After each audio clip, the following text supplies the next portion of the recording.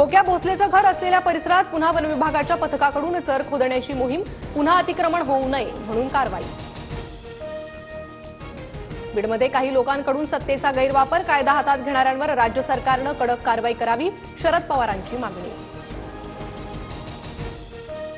गंभीर लोकांना मोठं करण्यामागे शरद पवारांचाही हातभार, धनंजय मुंडे, क्षीरसागर धस, जयदत्त क्षीरसागरांसह बजरंग सोनवणेही पवारांच्याच तालमीत वाढले, अंजली दमानी यांची टीका।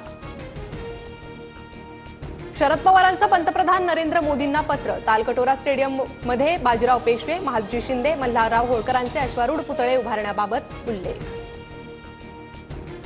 अमरावतीत 20 मार्चपासून शाळा सकाळच्या सत्रात भरणार, वाढत्या तापमानामुळे निर्णय, अमरावती जिल्ह्यासह विदर्भातील तापमान 40 अंशावर। राज्यात गेल्या वर्षी विदर्भ आणि मराठवाड्यात 2706 शेतकऱ्यांच्या आत्महत्या, मदत व पुनर्वसन विभागाची माहिती। पाणी पुरवठा करणाऱ्या 7 धरणांमध्ये 42% पाणीसाठा, धरणांतील पाण्याचं मोठ्या प्रमाणात बाष्पीभवन सुरू, कडाक्याच्या उन्हामुळे मुंबईतील पाण्याची मागणी देखील वाढली। सोनं सर्वसामान्यांच्या आवाक्याबाहेर, सुवर्णनगरी जळगावात सोनं 91,000वर तर चांदीच्या दरानं 1 लाख रुपयांचा टप्पा ओलांडला। गाईच्या आणि म्हशीच्या दुधात 2 रुपयांनी वाढ, आजपासून राज्यभरात नवे दर लागू, दरवाढीनंतर गाईचे दूध 58 रुपये तर म्हशीचे 74 रुपये प्रति लिटर असणार।